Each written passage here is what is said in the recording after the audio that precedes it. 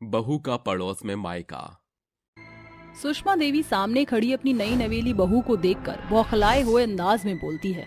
अरे नाश मरे तेरा मोनिष्का की बच्ची, माँ चट्टो और बेटी चट्ट बोलो। भला 4 घर की दूरी नहीं हमारे घर के बीच, पास में मायका और पड़ोस में ससुराल। अरे ऐसा होता है क्या? मगर माँ, दो प्यार करने वाले शमा और परवाने को प्यार में आस पड़ोस कहाँ नजर आता है? अरे तेरी आशिकी गिरी तो मैं छुड़ाती हूँ नास पीटे। इतने बड़े हिंदुस्तान में तुझे पड़ोसन ही मिली थी प्यार करने को। अरे ये मोनिष्का तो बड़ी मीठी चूरी निकली माँ जी। अरे बड़ी बहू, तू ही बता, पड़ोस में रहने वाली कोई भी अरी गरी लड़की मेरे बेटे के गले पड़े जाएगी तो क्या सुषमा देवी की बहू बन जाएगी? मैं नहीं मानती इसको अपनी बहू। अरे भाग्यवान, अब पछताने से क्या होगा जब पड़ोसन बन गई बहू। जो होना था सो हो गया। अब पूरे मोहल्ले के सामने लाइव टेलीकास्ट क्यों कर रही हो? लव, बहू को लेकर भीतर आ जा। पूरा परिवार पड़ोसन बहू के साथ अंदर चला आता है। तभी सुषमा आंख तरेरते हुए कहती है, बता लव, तेरा इस नास पीटी पड़ोसन के साथ कब से लफड़ा चल रहा है? अपनी माँ के पूछने पर लव पूरी बात बताता है। ये कहानी है दिल्ली के प्रेम नगर के 2 प्यार भरे पड़ोसी परिंदों की, जहाँ लव और मोनिष्का रहते थे। सुबह के 7 बज रहे थे। छत पर खड़ा लव मोनिष्का को देखकर जोर जोर से गुनगुनाता हुआ कहता है, मेरे सामने वाली खिड़की में एक चांद का टुकड़ा रहता है। अरे आज ये छत पर क्यों नहीं आई? मोनिष्का, ओ माय डार्लिंग। लव के गुनगुनाने की आवाज सुनकर मोनिष्का दूर खड़ी अपने छत से उसे देखकर मुस्कुरा देती है। दोनों ऐसे अक्सर छिपते छुपाते हुए मिला जुला करते हैं और बात शादी तक पहुंच जाती है। और इस तरह हम पड़ोसियों का प्यार शादी के मोड़ पर आ पहुंचा। सभी अपने कमरे में चले जाते हैं। अगले दिन मोनिष्का को रसोई में काम करता देख गुस्से से तमतमाई उसकी जेठानी जूही कहती है, अरे ओ पड़ोसन, तेरी हिम्मत कैसे हुई मेरे रसोई में पांव रखने की? मेरी बुलक्कड़ जेठानी जी, आप भूल गई हैं कि अब इस रसोई घर पर इस पड़ोसन का भी पूरा हक है। आज मेरी पहली रसोई है, इसलिए रसोई में आपकी जरूरत नहीं। मोनिष्का की ये बात सुनकर जूही गुस्से से फुसफुसाती हुई बाहर चली जाती है। ये कल की आई पड़ोसन मुझ पर हुकूमत जमा रही है, पता नहीं क्या समझती है अपने आप को। अरे बड़ी बहू, तू सुबह सवेरे बड़बड़ा क्यों रही है? सुषमा के पूछने पर जूही 1 की 2 लगाकर लड़ाई की फूट डालती है। तभी सुषमा बोलती है, अरे ओ नास पीटी पड़ोसन, जरा यहाँ तो आ। क्या हुआ सासू माँ, सवेरे सवेरे क्यों चिल्ला रही हैं? मत कह मुझे सासू माँ, मुझे तेरे इरादे अच्छी तरह से पता चल गए हैं। तू पड़ोसन इसीलिए मेरी बहू बनी है ताकि मेरी प्रॉपर्टी हथिया सके। मैं कहती हूँ निकल जा यहाँ से, जाकर मर अपने मायके में। सास बहू का शोरगुल सुनकर लव हड़बड़ाहट के साथ अपने कमरे से बाहर निकलकर कहता है, अरे ये सुबह सुबह कैसी चिल्लम चिल्ली लगा रखी है आप सभी ने? अरे मुझसे क्या पूछते हो? अपनी लड़ाकू माँ से पूछो जो दाना पानी लेकर मुझ पर चढ़े बैठी हैं। अरे माँ, ये खिटपिट क्यों कर रही हो? अरे नालायक निकम्मे, इस पड़ोसन के पल्लू में क्या बंधा? माँ से सवाल जवाब करता है। बोलना ही है इस चट्टो की बेटी को बोल। बस बहुत हो गया सासू माँ, देखो जी, मैं मेरी माँ के खिलाफ एक शब्द नहीं सुन सकती। या तो तुम सासू माँ को समझाओ, वरना मैं अपने मायके चली जाऊंगी और तुम देखते रह जाओगे। अरे तो देरी क्यों कर रही है? उठा अपना झोल झमाटा और चल दे 4 कदम। इतना सुनकर बहू अपना सूटकेस उठाकर पड़ोस में बसे अपने मायके आ पहुंचती है। माँ, मैं आ गई माँ, अब मैं अपने ससुराल नहीं जाऊंगी, वो बहुत बुरे हैं। अरे मैं तो पहले ही कहती थी बेटी कि मत कर पड़ोस में प्यार, भला घर के साइड में ससुराल शोभा देता है क्या? मुझे तो पहले ही पता था कि वो भूतनी के तुझे एक दिन में ही भगा देंगे। ऐसे ही सुबह से शाम बीत जाती है, जिसके बाद लव मोनिष्का को लेने उसके मायके आता है। नमस्ते सासू माँ, मोनिष्का को भेज दीजिए, मैं उसे लेने आया हूँ। मोनिष्का, मैं जानता हूँ कि तुम्हें माँ की बातें बुरी लगी हैं। माँ की तरफ से मैं तुमसे माफी मांगता हूँ, मेरे साथ चलो प्लीज। लव के माफी मांगने पर मोनिष्का अपने मायके से ससुराल चली आती है। ऐसे ही समय बीतता है। फिर एक शाम ननद भाभी पर भड़कते हुए बोलती है, अरे ओ मेरी बेवकूफ भाभी, कपड़े धोने नहीं आते तो मेरे कपड़ों को हाथ क्यों लगाती हो? मगर मैंने तो एकदम सफाई से तुम्हारे कपड़े धोए थे न्यासा। अगर इतनी सफाई से कपड़े धोए थे तो ये जिद्दी दाग अब तक मेरे ड्रेस पर जमे हुए हैं, कैसे हैं?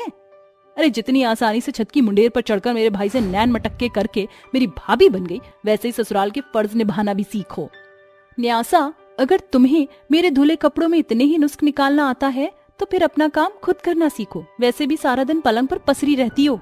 अपनी भाभी का बोलबाला सुनकर गुस्से से बौखलाई न्यासा जोर जोर से चिल्लाते हुए कहती है, भैया भैया, कहाँ हो तुम?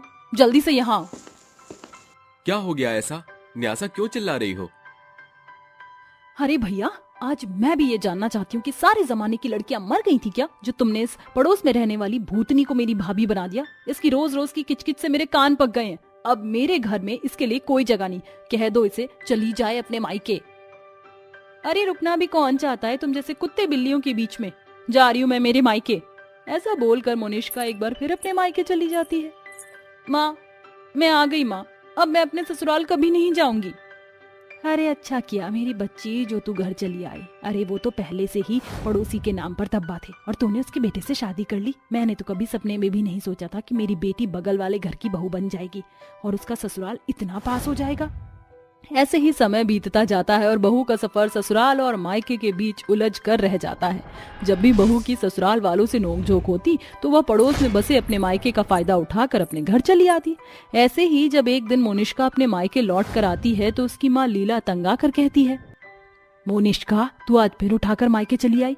आज तो पड़ोस में तेरा मायका है तो चली जाती है, और अगर यही मायका पड़ोस में ना होकर परदेश में होता तो क्या करती, कभी सोचा है? अपनी माँ की बात सुन बहू मन ही मन तोल मोल करके बिना कुछ कहे ससुराल आ जाती है, जहाँ सभी हॉल में बैठे चाय पी रहे होते हैं। क्या हो गया बहू रानी, माँ ने मायके से मारकर भगा दिया क्या? ऐसा ही होता है माँ जी, जब एक ही पड़ोस में दो रिश्ते जुड़ जाते हैं। भाभी के साथ ऐसा ही होना चाहिए था। बड़ा इतराती थी ना अपने पड़ोस के मायके पर, आज उसी मायके वालों ने मजा चखा दिया। ससुराल के ताने सुनकर मोनिष्का की आंखों में आंसू ठहर जाते हैं। तभी गजराज गुस्से से गरजते हुए कहता है, बस करो तुम तीनों बेचारी एक अकेली बहू पर तीनों सास बहू बेटी दाना पानी लेकर चढ़ी हुई हो। तुम तीनों बहू से हमेशा लड़ झगड़ कर उसे मजबूर कर देती हो, जिस कारण बेचारी बहू के पांव उसके पड़ोस में बसे मायके तक जा पहुंचते हैं। अरे जो होना था सो हो गया, अब तो इस बेचारी को अपना लो। मैं तो तैयार हूँ, मगर मोनिष्का को मेरी एक बात माननी पड़ेगी। चाहे हमारे बीच कितनी भी खिटपिट क्यों ना हो, बहू को बोल दो कि वह बात बात पर अपना बोरिया बिस्तर उठाकर मायके ना जाए, क्योंकि सास बहू में अनबन तो होती ही रहती है और ननद भाभी में भी थोड़ी बहुत नोकझोंक तो हो ही जाती है। हाँ, देवरानी जेठानी में भी थोड़ी बहुत जली भुनी हो ही जाती है। हमें माफ कर दो मोनिष्का, आप सब भी मुझे माफ कर दीजिए। अब मैं भी अपने ससुराल के सारे रिश्ते समेटना चाहती हूँ। इस तरह आखिरकार अंत में बहू मायके के बगल में बसे अपने ससुराल में घुल मिल जाती है, जिसके बाद सभी खुशी खुशी रहने लगते हैं। अपाहिज पिता की जादुई सिलाई मशीन। सहरसा गांव में रहने वाले जीतन के परिवार में 3 जन थे। उसकी बेटी बिंदिया, जीतन और पत्नी सीता। सीता के पास एक सिलाई मशीन थी जिस पर वह सारा दिन लोगों के कपड़े सिला करती थी। वहीं जीतन खेती बाड़ी किया करता था। उसी की कमाई से घर चलता तो सुरेखा की कमाई बचत में जुड़ती। उनका जीवन कम में भी बेहद खुशहाली में बीत रहा था, मगर फिर एक दिन नियति का चक्रकाल बनकर उनके घर पर आ गिरा। बिंदिया के बापू, मैं जरा बाजार जा रही हूँ, तुम बिंदिया के पास रहना। अरे जरा ठहरो सीता, मैं भी चलता हूँ। जमींदार ने खेतों की खातिर बीज खरीदने के लिए पैसे दिए हैं। बिंदिया बेटी, तू घर में रहना, माँ बापू जल्दी आ जाएंगे। ठीक है पिताजी, मगर लौटते वक्त मेरे लिए जलेबियां जरूर लाना। इतना बोलकर दोनों बाजार के लिए निकल जाते हैं। तभी तेज तूफान उन्हें आधे रास्ते में ही घेर लेता है, जिसके साथ आसमान में काली घनघोर घटाएं घिराती हैं और साथ ही मूसलाधार बारिश पूरे धरती को भिगोने लगती है। हे भगवान, इंद्रदेव को भी अभी ही बरसना था। अजीब भागो वरना भीग जाएंगे। जैसे ही दोनों भागते हैं, बिजली की तार का एक खंभा गर्दिश के साथ उन पर आ गिरता है, जिसमें दबकर सीता दम तोड़ देती है। मगर जीतन अभी जिंदा था। वह रोते बिलखते हुए लोगों को बुलाने लगता है। मदद करो, अरे माँ, मेरा पैर। नहीं जीतन, तुझे जीना होगा। तेरे कंधे पर तेरी 12 साल की बेटी की जिम्मेदारी है। ऐसा बोलकर जीतन बड़े जोश के साथ अपने पैर को खींचता है। जीतन की जान तो बच जाती है, मगर उसका एक पैर पूरी तरह कट जाता है। अब एक पैर के सहारे उस गरीब को काम देता भी कौन? पैर खोने के गम ने जीतन का बल तोड़ कर रख दिया था। चुप हो जाओ पिताजी, भगवान जी सब ठीक कर देंगे। माँ भी हमारे साथ है उनकी सिलाई मशीन में। सीता की सिलाई मशीन ने उसे अपाहिज पिता के हाथों को हिम्मत से भर दिया था। इस पिता के पैरों में अभी इतना बल बचा है कि वो अपनी बेटी का पेट भर सकता है। उस दिन से जीवन ने अपनी स्वर्गवासी पत्नी की सिलाई मशीन को कमाई का जरिया बनाया। वो रोज कपड़े सिलता, जिसे जो पैसे आते उन्हीं से उसके घर का चूल्हा जलता। समय गुजरता गया, दिन महीने और महीने साल में ढलते गए। बिंदिया बड़ी हो चुकी थी। एक दिन बूढ़ी जानकी जीतन के घर में आकर कहती है, जीतन, अरे ओ जीतन, कैसा है तू? बस जानकी मौसी, अपाहिज पैरों के साथ गरीबी में गुजारा कर रहा हूँ। बस सारा दिन लोगों के कपड़े सीते रहता हूँ। बदले में जो 4 पैसे आते हैं उससे चूल्हा जल जाता है। अरे बेटा, कभी अपने गरीबी से बाहर आकर आंख उठाकर देख। बिंदिया ब्याह के लायक हो गई है। बेटी जात को सयाना होने में समय नहीं लगता। कुछ सोचा है उसकी शादी के खातिर? अगर नहीं सोचा तो सोचना शुरू कर। ये बोलकर जानकी वहाँ से चली जाती है। उस रोज से जीतन बिंदिया के ब्याह के लिए रिश्ते तलाशने लगता है, मगर गरीबी के कारण कहीं भी बात नहीं बनती। तभी एक रात जीतन सिलाई मशीन पर बैठा रोता हुआ बोलता है, तुम्हारा अपाहिज लाचार पति तुम्हारे साथ के बिना अकेला हो गया है सीता। लड़के वाले लाखों का दहेज मांग रहे हैं। कहाँ से लाऊं मैं लाचार अपाहिज पिता इतने पैसे कि अपनी बेटी के लिए एक जोड़ा खरीद सकूं। जैसे ही जीतन के आंखों से बहा आंसू सिलाई मशीन पर गिरता है, सिलाई मशीन सोने में चमकने लगता है और सिलाई मशीन के अंदर से अलग अलग रंग और बनावट के लहंगे निकलने लगते हैं, जिसे देखकर जीतन बहुत ज्यादा खुश होता है और बोलता है, ये मेरी आंखें क्या देख रही हैं? ये सिलाई मशीन अचानक से सोने का कैसे हो गया? जरा देखो तो, इसके अंदर से कितने सुंदर सुंदर लहंगे निकल रहे हैं। कहीं ये मेरी आंखों का धोखा तो नहीं? जीतन ऐसा बोल ही रहा होता है कि तभी एक बड़ी सरसराहट के साथ उसके कानों में आवाज आती है, मैं एक जादुई सिलाई मशीन हूँ जो तुम्हारे दुख में तुम्हारा सहभागी बनना चाहती हूँ। तुम जादुई सिलाई मशीन से जो कुछ मांगोगे वो तुम्हें मिल जाएगा। इतना कहने के बाद वह आवाज हवा में घुल मिल जाती है और अपाहिज जीतन कहता है, मेरी जादुई सिलाई मशीन, मुझ अपाहिज पिता की मदद करो। मुझे मेरी बेटी बिंदिया की शादी करनी है, मगर मुझे लाचार अपाहिज पिता के पास एक पाई भी नहीं। मेरी मदद करो। जीतन के इतना बोलते ही जादुई सिलाई मशीन के चारों ओर एक सुनहरी रोशनी घिराती है। सिलाई मशीन से खरे सोने के सिक्के खनकते हुए बाहर आ गिरते हैं। शुक्रिया मेरी जादुई सिलाई मशीन, तुमने तो मेरे मांगने से भी बढ़कर मुझे सोना दे दिया। जादुई सिलाई मशीन के मददगार स्वरूप के बरसों बाद जीतन की उदास आंखों में खुशियों ने दस्तक दी थी। अगली सुबह ये बात वो अपनी बेटी को बताता है, जिसे सुनकर बिंदिया बड़ी बड़ी आंखें करके बोलती है, क्या आप सच बोल रहे हैं पिताजी? क्या सचमुच माँ का सिलाई मशीन जादुई हो गया है? हाँ बिंदिया बेटी, बिल्कुल सच। यकीन नहीं तो कुछ मांग कर देखो। अरे मेरी जादुई सिलाई मशीन, इसी पल हमारे इस टूटे फूटे घर को बड़े से घर में बदल दो।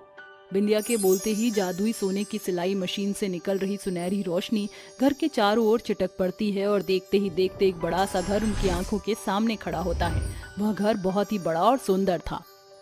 पिताजी, ये जादुई सिलाई मशीन तो जिन्न के चिराग के जैसा जादू करता है। आज मैं बहुत खुश हूँ। काश कि इस खुशी के मौके पर मिठाई मिल जाती। बिंदिया ने अभी ये ख्वाहिश जाहिर ही की थी कि जादुई सिलाई मशीन के अंदर से खूब सारे अलग अलग मिठाई कतार में बाहर निकल आती हैं। अरे बाप रे, जादुई सिलाई मशीन से मिठाइयाँ निकल रही हैं। लो पिताजी, आप भी चखो। जादुई सिलाई मशीन से बिंदिया और जीतन का जीवन पूरी तरह से बदल चुका था। उन्हें अब कोई जरूरत होती तो वह जादुई सिलाई मशीन से मांग लिया करते। जीतन के रईस होने के बाद से बिंदिया के लिए बड़े बड़े घर के रिश्ते चल कर आने लगे। आखिरकार बिंदिया की शादी तय हो गई। ये क्या पिताजी, आपकी पलकें भीगी क्यों हैं? अब मेरी बेटी विदा जो होने वाली है तो पिता की आंखें तो भीगेगी। जानती है बिंदिया, एक बाबुल जब अपनी बेटी की विदाई करता है तब वो एक अजनबी पर भरोसा करके अपने दिल का टुकड़ा दूसरे घर को देता है। तू भी कुछ दिन में चली जाएगी बेटी। बीतते दिनों के साथ बिंदिया की शादी का दिन दस्तक देता है। मेरी जादुई सिलाई मशीन, मेरी मदद करो ताकि ये अपाहिज पिता अपनी बेटी की शादी धूमधाम से कर पाए। फिर जादुई सिलाई मशीन के चारों ओर एक सोने की किरण बिखर जाती है और पूरे घर में सोने के सिक्कों की ढेर लग जाती है, जिसे बेचकर जीतन पूरे गाजे बाजे के साथ अपनी बेटी की शादी की साज सजावट पर खुला खर्चा करता है। मेरी जादुई सिलाई मशीन, मुझे मेरी शादी के लिए एक सुंदर सा जोड़ा और कुछ गहने दे दो। मेरे लिए ये मेरी माँ का आशीर्वाद होगा। बिंदिया की दिली इच्छा को जानकर जादुई सिलाई मशीन अपने अंदर से सुंदर सा लहंगा और सोने के गहने प्रकट करता है, जिसे पहनकर बिंदिया सर से पांव तक 16 श्रृंगार करके दुल्हन बनती है, पूरा और पूरे विधि विधान से। उस रात एक गरीब अपाहिज पिता की बेटी की शादी का सपना साकार हो जाता है और विदाई की बेला पर बिंदिया बोलती है, पिताजी, मेरे बिना अब आपका ख्याल कौन रखेगा? जा बेटी, तू अपने पिता के लिए चिंता न कर। मेरी देखरेख के लिए तेरी माँ की जादुई सिलाई मशीन है। हम मुझे किस बात का गम है। इसी के साथ जीतन अपनी बेटी को विदा कर देता है। आज बिंदिया अपनी शादीशुदा गृहस्थी में घुल मिल चुकी है। बेटी की शादी के बाद जीतन ने जादुई सिलाई मशीन के राज को अपने सीने में दबा दिया और एक बार फिर से सिलाई मशीन पर कपड़े सिलकर अपना पेट चला रहा है। मगर जब कोई गरीब, अपंग, अपाहिज या लाचार लोग उसका दरवाजा खटखटाते हैं तो वो उनकी मदद करता है। 2 चुड़ैल का एक पति। चलो जल्दी चलो, यही सही मौका है। हमें उसे इसी टाइम पकड़कर मारना होगा। हाँ दीदी, तुम बिल्कुल सही कह रही हो। चलो जल्दी से चलते हैं, क्योंकि उसके बाद हमें और भी लोगों को मारना है। दोनों चुड़ैल ऐसे सोचकर गांव के एक मदन नाम के आदमी के घर पहुंच जाती हैं। आज मैं इसे नहीं छोड़ूंगी। इसने जो हमारे साथ किया वो बिल्कुल सही नहीं किया था। इसी की वजह से आज हमारी ये हालत है।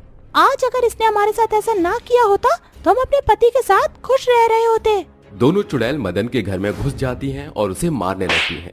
देखते ही देखते दोनों चुड़ैल मदन को बहुत बुरी तरह मार देती हैं। ये सब मदन की खिड़की से गांव का एक आदमी देख लेता है। अरे ये क्या, इस चुड़ैल ने तो मदन भाई साहब को भी मार दिया। अब इस पूरे गांव में मैं इकलौता बचा हूँ। लगता है ये चुड़ैल मुझे भी मार देगी। मुझे यहाँ से निकलना होगा, लेकिन मैं कहाँ जाऊँ? मेरे लिए कोई सुरक्षित जगह भी तो नहीं है। अमित वहां से भागता हुआ गांव के एक तांत्रिक बाबा के पास पहुंच जाता है, जिसके बाद अमित अपने साथ और अपने गांव के साथ हुई पूरी घटना के बारे में तांत्रिक को बता देता है।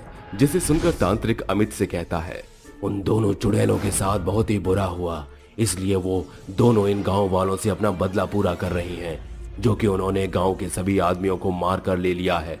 आखिरी तुम बचे हो, वो तुम्हें भी जरूर ढूंढेगी। लेकिन तांत्रिक बाबा, आखिर वो चुड़ैल किस बात का बदला ले रही है और क्यों उसने गांव के सभी लोगों को मार दिया? कुछ समय पहले की बात है। वो दोनों चुड़ैल इस गांव के एक सुधीर नाम के आदमी के घर रहा करती थी। उनमें से एक चुड़ैल सुधीर की पत्नी थी, तो दूसरी चुड़ैल सुधीर का प्यार। सुधीर के घर वालों ने उसकी शादी एक लीला नाम की लड़की से करवा दी थी, लेकिन सुधीर मोहिनी से प्यार करता था, जिसके बाद उसने अपनी पत्नी लीला को अपने प्यार के बारे में बता दिया। वहीं मोहिनी को भी अपनी शादी के बारे में बता दिया, जिसके बाद उन दोनों चुड़ैलों ने आपस में बात की और दोनों एक साथ अपने पति सुधीर के घर में रहने लगी। एक रोज की बात है। अरे मोहिनी, मेरे ऑफिस के कपड़े कहाँ रखे हैं? और लीला, जल्दी से मेरा नाश्ता बना दो, मुझे ऑफिस के लिए देरी हो रही है। मैंने आपके कपड़े निकालकर कमरे में रख दिए हैं। ओहो, नाश्ता भी तैयार है, लेकिन आप पहले जाओ, तैयार हो जाओ, उसके बाद नाश्ता कर लेना। सुधीर नाश्ता करके अपने ऑफिस के लिए निकल जाता है, जिसके बाद मोहिनी और लीला उस दिन घर पर अकेले थे। जैसे ही सुधीर अपने ऑफिस के लिए निकल जाता है, वैसे ही कुछ देर बाद उनके घर की डोरबेल कोई बजाता है, जिसके बाद मोहिनी दरवाजा खोलती है तो उसे अपने सामने 5 बहुत ही खतरनाक से गुंडे दिखाई देते हैं, जिन्हें देखकर मोहिनी कहती है, तुम लोग कौन हो और यहाँ क्या कर रहे हो? क्या चाहिए तुम्हें? अरे मैडम, हमें तो तुम दोनों ही चाहिए। दूसरी वाली कहाँ है? उसे भी बुला लो। तभी वहाँ पर लीला आ जाती है और उन गुंडों को देखकर कहती है, अरे कौन हो तुम लोग और अंदर कैसे आए? तुम्हारी अंदर आने की हिम्मत कैसे हुई? चलो अभी के अभी बाहर। लीला के इतना कहते ही वो गुंडे बहुत ही ज्यादा गुस्से में आ जाते हैं और उन दोनों को बहुत ही बेरहमी से मारने लगते हैं। तेरे पति ने तुम दोनों को एक साथ रखकर बहुत बड़ी गलती की है, जिसकी वजह से हमारे गांव का माहौल बिगड़ता जा रहा है। इसलिए तुम्हें सजा देने पर हमारे गांव के बाकी लोगों को अच्छा सबक मिलेगा।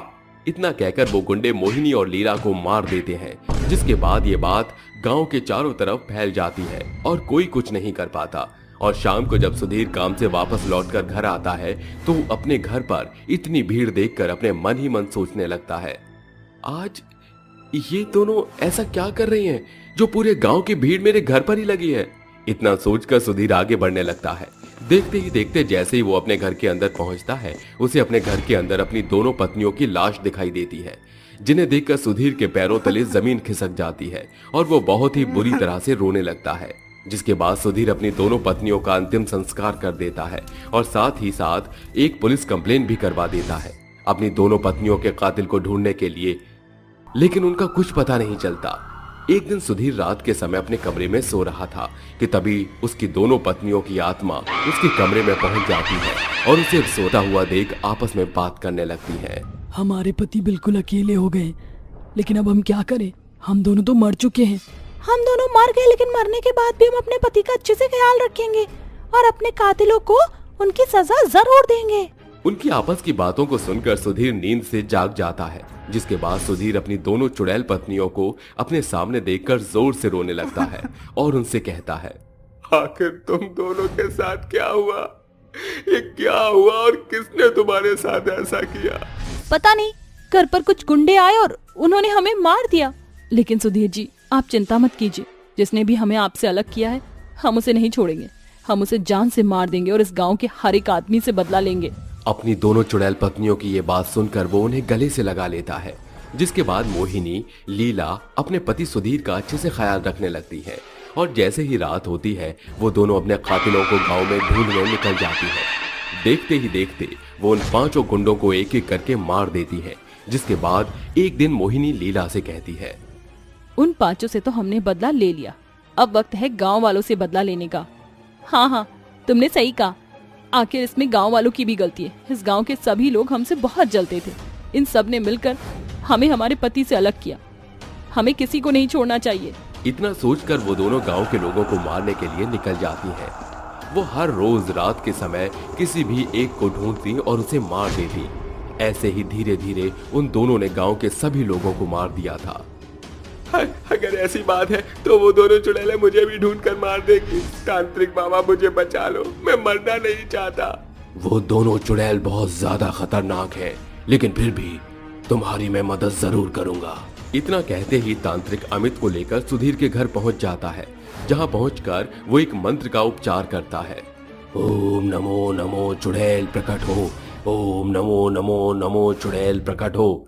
तांत्रिक के मंत्रों के उपचार से वे दोनों चुड़ैलें उसी क्षण वहां प्रकट हो जाती हैं। जिसके बाद वो दोनों चुड़ैलें तांत्रिक से कहती हैं, तांत्रिक, तू यहाँ क्या कर रहा है? क्या तू भी अपनी मौत को दावत देने के लिए खुद यहाँ चला आया है? लगता है तांत्रिक तुझे तेरी जान प्यारी नहीं है, तुझे मरने का बहुत ही शौक है। देख अब मैं तुझे कैसे मारती हूँ। इतना कहकर दोनों चुड़ैलें तांत्रिक बाबा के चिपट जाती हैं और उसे मारने लगती हैं।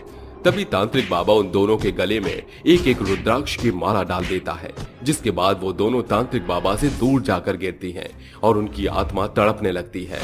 तभी वहां सुधीर पहुंच जाता है और अपनी दोनों चुड़ैल पत्नियों को ऐसे तड़पता हुआ देख तांत्रिक से कहता है, तांत्रिक बाबा, मैं तुम्हारे आगे हाथ जोड़ता हूँ, मेरी दोनों पत्नियों को छोड़ दो। तेरी दोनों पत्नियों ने पूरे गांव को खत्म कर दिया है और तू मुझसे ये कह रहा है कि मैं तेरी दोनों पत्नियों को छोड़ दूं?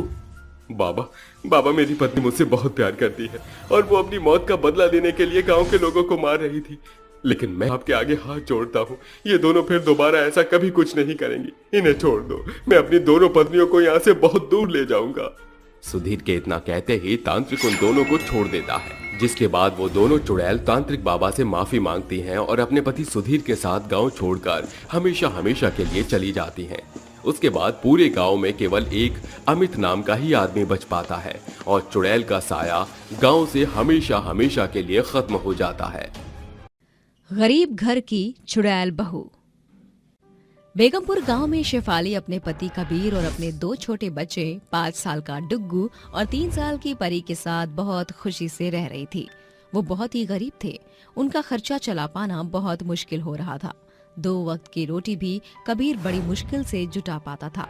तभी उसके 5 साल का डुग्गू उसका पल्लू पकड़कर कहता है, माँ, मेरे तो आइसक्रीम खाना है, बाहर आइसक्रीम वाला आया है। माँ, दो ना, पैसे दो वरना वो तला जाएगा। बेटा कहाँ से पैसे लाऊं? पैसे नहीं है, तेरे पापा ने पैसे बिल्कुल नहीं दिए। कल खा लेना आइसक्रीम। नहीं माँ, मुझे अभी पैसे चाहिए। अब आप इसे कुछ समझाइए ना, मैं कहाँ से पैसे लाऊं? कैसे दिन आ गए हैं ना शेफाली कि हम पर पैसे भी नहीं हैं। पहले तो थे भी, लेकिन अब वो भी नहीं है।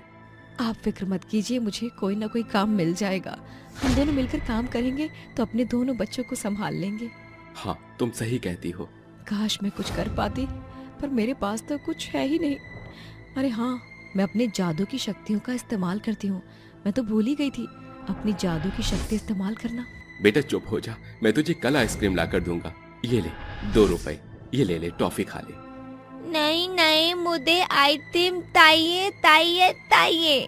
शैतान हो गया है, भाई के बच्चों को देखकर वही चीज मांगता है, और बाहर गली में कोई भी आ जाए तो भी मांगता है। एक तो चुप नहीं हो रहा, कहीं शोर से परी ना उठ जाए। आप बाहर जाइए, काम की तलाश कीजिए, मैं इसे देख लूंगी। आप इसकी फिक्र मत कीजिए। शेफाली की ये बात सुनकर कबीर चला जाता है। ये सही मौका है अपनी असली रूप में आने का। आंख बंद करते ही चुड़ैल अपने असली रूप में आ जाती है और अपने जादू से डुग्गू के लिए आइसक्रीम ले आती है और वापस से अपने इंसानी रूप में आकर डुग्गू को कहती है, डुग्गू बेटा, ये ले आइसक्रीम खा ले, और हाँ, आपको चाहिए हो ना और ज्यादा तो मुझे बताना, मैं लेकर आऊंगी। अरे वाह माँ, 2 आइसक्रीम लाए हो आप, वाह। हाँ बेटा। शेफाली की आइसक्रीम लेकर डुग्गू मजे से आइसक्रीम खाता है। आखिर ये सब क्या था? क्या शेफाली एक चुड़ैल थी जिसने अपने पति और बच्चों से अपनी इस पहचान को छुपा कर रखा था? अगर वो चुड़ैल थी तो कबीर से उसकी मुलाकात कब और कैसे हुई, ये जानने के लिए हमें कुछ समय पीछे जाना होगा, जहाँ एक बार चुड़ैल उड़ते हुए जंगल की ओर जा रही थी। वहीं कबीर सब्जी लेकर उस पथरीले रास्ते से गुजर रहा था कि उसका पैर स्लिप हो जाता है, जिससे खाई की ओर गिरकर वो लटक जाता है और मदद की गुहार लगाता है। कोई है, मुझे बचाओ, मैं यहाँ लटक गया हूँ, कोई आकर मुझे बचा लो, मेरा हाथ छूट रहा है। अरे लगता है कोई मुश्किल में है, आवाज तो खाई की तरफ से आ रही है, जरा जाकर देखती हूँ। चुड़ैल खाई की ओर जाती है तो कबीर को लटका हुआ पाती है और इंसान बनकर उसकी मदद के लिए पहुँच जाती है। सुनिए, मैं आई हूँ आपको बचाने के लिए, हाथ तो दीजिए। जी। शेफाली उसका हाथ पकड़कर खींच लेती है और उसे बचाने के बाद कहती है, आप ठीक तो हो ना? हाँ, मैं ठीक हूँ, शुक्रिया, आपने मुझे बचा लिया। हाय, कितना सुंदर है, इसकी मोटी मोटी आंखें। वैसे आपका नाम क्या है और यहाँ कैसे? मेरा नाम शेफाली है। वो मैं यहीं से जा रही थी ना, तो आपकी आवाज सुनकर आ गई। अच्छा, और मेरा नाम कबीर है। क्या आप यहीं रहती हैं? हाँ जी। आपने मेरी जान बचाई है, इसलिए मैं आपको अपने हाथ की चाय बनाकर पिलाना चाहता हूँ। अच्छा, ठीक है, चलो, अच्छा है इसने मुझे अपने घर पर। ये कहते ही शेफाली उसके घर चली जाती है। कबीर उसे अपने हाथ की चाय पिलाता है, जिसे पीकर वो कहती है, अरे वाह, आपके हाथ की चाय तो बड़ी स्वाद वाली है। आपके घर में और कौन कौन रहता है? बस मैं अकेला हूँ, अकेला रहता हूँ, अकेला खाता पीता हूँ। क्या अकेले? आपकी शादी नहीं हुई है? नहीं, मुझ जैसे गरीब से भला कौन शादी करेगा। मुझे ये नहीं पता कि मैं 2 वक्त का अपने लिए जुटा पाऊंगा या नहीं, तो शादी के लिए कैसे करूंगा। अरे वाह, ये इतना सुंदर है और अकेले रहता है, इस बेचारे का कोई नहीं है और ये मेरे तो दिल में बस गया है। क्या मैं इससे शादी कर लूं? चुड़ैल हुई तो क्या हुआ, मैं इसे अपना राज कभी नहीं बताऊंगी, ना इसके सामने कभी चुड़ैल बनूंगी। ये जैसे रहेगा वैसे जीऊंगी, अब लोगों को मारकर खाना भी छोड़ दूंगी। सुनिए, मैं आपसे कुछ कहना चाहती हूँ। देखिए, आपका तो कोई है ही नहीं ना, मेरा भी यहाँ कोई नहीं है, तो क्या मैं आपकी पत्नी बन सकती हूँ? क्या आप मुझसे शादी करेंगी? लेकिन मैं बहुत गरीब हूँ शेफाली जी, मेरे पास कमाई का कोई जरिया नहीं है। कोई बात नहीं, मैं काम ढूंढ लूंगी, मुझे तो आप पसंद है। अब बताइए, आपको मैं पसंद हूँ? हाँ जी, मुझे भी आप बहुत पसंद हो और आपसे शादी भी करूँ। ये बोलते ही कबीर शेफाली को गले लगा लेता है और अपनी चुड़ैल बनने की सच्चाई छुपाकर शेफाली कबीर के साथ अपना वक्त गुजारती है और कुछ ही दिन में उससे शादी कर लेती है, जिसके बाद वो बहुत खुश थी। 1 साल बाद उसे डुग्गू होता है और दोनों जैसे तैसे अपने गरीबी में अपने बच्चे को पाल रहे थे। कबीर जी, डुग्गू को दूध पिलाना है, क्या आप उसके लिए दूध लेकर आएंगे? शेफाली, हाँ ये लो, आज ही मालिक ने मुझे पैसे दिए हैं। आप इसको संभालिए, मैं दूध खरीद कर लाती हूँ। तभी कबीर उसको गोद में खिलाता है और शेफाली दूध लेकर उसे पिला देती है।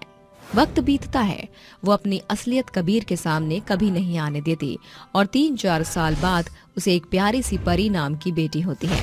उसके हालात बिगड़ते जा रहे थे। कई दिन तो ऐसा होता था जब कबीर खुद भूखा रहकर शेफाली और बच्चों को खिला दिया करता था।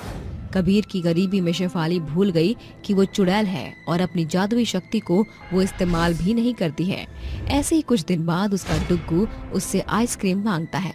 माँ मेरे तो आइसक्रीम खाना है, बाहर आइसक्रीम वाला आया है माँ, दो ना पैसे दो वरना वो तलाक आएगा। डुग्गू उससे बहुत बार बोलता है पर चुड़ैल उसे मना कर देती है। तभी उसे अपनी शक्तियों का एहसास होता है और वो अपने पति के पीठ पीछे जादू से अपने बच्चे को आइसक्रीम खिला देती है। डुग्गू बेटा, अगर और भी कुछ चाहिए तो मुझे बता देना, मैं आपको सब लाकर दे दूंगी। हे सच्ची माँ? हाँ बेटा।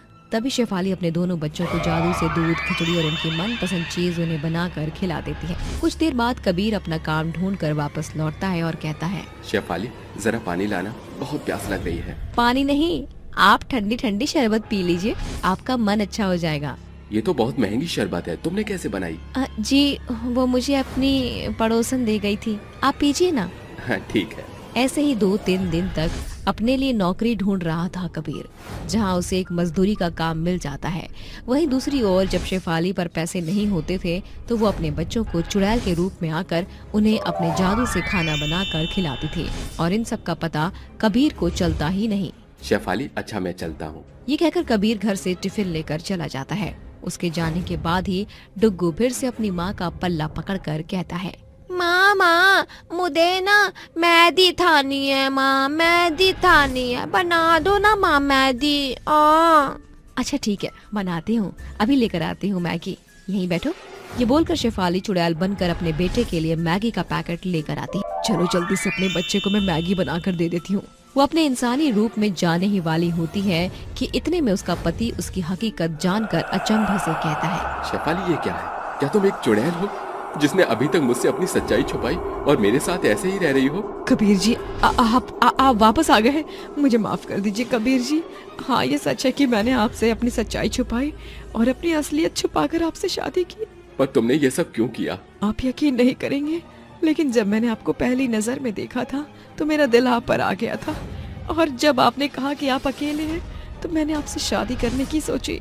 पर अब यकीन मानिए मैंने किसी को नहीं मारा, ना किसी को नुकसान पहुंचाया और अपनी शक्तियों का इस्तेमाल भी काफी समय से नहीं किया था। बस थोड़े दिन पहले ही मैंने अपनी शक्तियों का इस्तेमाल किया है क्योंकि बच्चे भूखे थे और आप भी। मैं ये जानकर बहुत खुश हूँ कि इतने साल तुमने मेरे साथ गरीबी में बिता दिए। एक चुड़ैल होने के बावजूद भी तुमने सिर्फ अपनी मुश्किल घड़ी में ही शक्तियों का इस्तेमाल किया। मैं तुमसे नाराज नहीं हूँ। इसका मतलब मुझे आपको और अपने बच्चों को छोड़कर जाना तो नहीं पड़ेगा ना? कभी तुम मेरे साथ आजीवन ऐसे ही रहना। कबीर जी शुक्रिया मुझे अपनाने के लिए, आप सच में बहुत अच्छे पति और पिता हैं। इसी के साथ चुड़ैल अपने पति और बच्चों के साथ हमेशा ऐसे ही खुश रहती है। झगड़ालू सास और बहू की पहली रात। नालंदा गांव में रहने वाली गंगा के परिवार में कुल 2 जन थे, गंगा और उसका बेटा अनमोल। एक सुबह गंगा की सहेली शारदा हाथों में मिठाई का डिब्बा लिए उसके घर आती है। गंगा आ रही हो? गंगा कहाँ है तू? गला फाड़ना बंद करके आंखों का इस्तेमाल भी किया कर। तू कहाँ थी? एकदम से सामने आकर खड़ी हो गई, बिल्कुल पी के जैसे। धत, मुझे धरती पर ही रहने दे। अरे तुझसे 4 कदम दूर पर ही झाड़ू मार रही थी। अच्छा मैंने देखा नहीं। हाँ तुझे शर्मा जी के सिवा कुछ दिखता क्या है? जब देखो उस मुंह से नैन मटक्के करने के लिए सायरा बानो बनकर बहाना बना कर निकल पड़ती है सैर सपाटे को। गंगा के ताने सुनकर शारदा गुस्से से झंझना कर गरजते हुए कहती है, अरे बस कर गंगा, मैं ये तेरे ताने तफरी सुनने नहीं आई, बल्कि बताने आई हूँ कि शारदा सास से दादी बन गई है। अरे तेरे बेटे के उम्र के सभी लड़के बाप बने बैठे हैं, बस एक तेरा ही बेटा बचा है। अगर ऐसी ही देरी करती रही तो अनमोल 25 से 55 का हो जाएगा, फिर पकाती रही हो रोटियां बुढ़ापे में।